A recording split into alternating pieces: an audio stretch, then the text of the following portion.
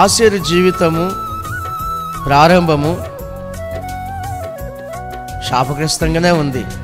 ఎందుకంటే అతను యోసేపుకి ద్రోహం చేశాడు, తన తండ్రి మాట వినలేదు. అది బాల్యదశ, యవన ప్రాయం, ఆలోచన లేకుండా ఆవేశం తీసుకున్న నిర్ణయాలను బట్టి సరైన మార్గంలో నడవలేదు. ఆ తర్వాత తను చేసిన తప్పులేంటో తెలుసుకొని తను పశ్చాత్తాపడి ఉన్నాడు, దేవుని చేత క్షమించబడి ఉన్నాడు.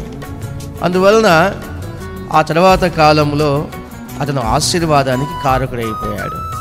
అతని సంతానం అంతా కూడా ఆశీర్వదింపబడడానికి కారకుడు ఆసేరు. ఈ యొక్క ఆసేరు గోత్రములో ఉన్న ప్రజలందరినీ కూడా మోషే గారు ఆశీర్వదిస్తున్నాడు.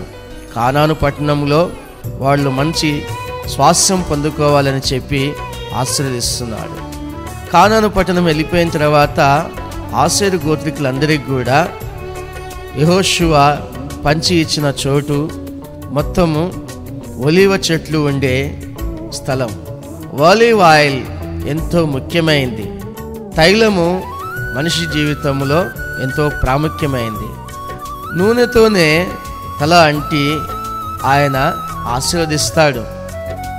దావీదును అభిషేకించినప్పుడు, ఆశీర్వదించినప్పుడు సమూయేలు తైలము బుడ్డి తీసుకొని వచ్చి తన తలపైన తైలము పోసి అభిషేకించి ఆశీర్వదించినప్పుడు దేవుని ఆత్మ బలంగా అతని మీదకి వచ్చింది.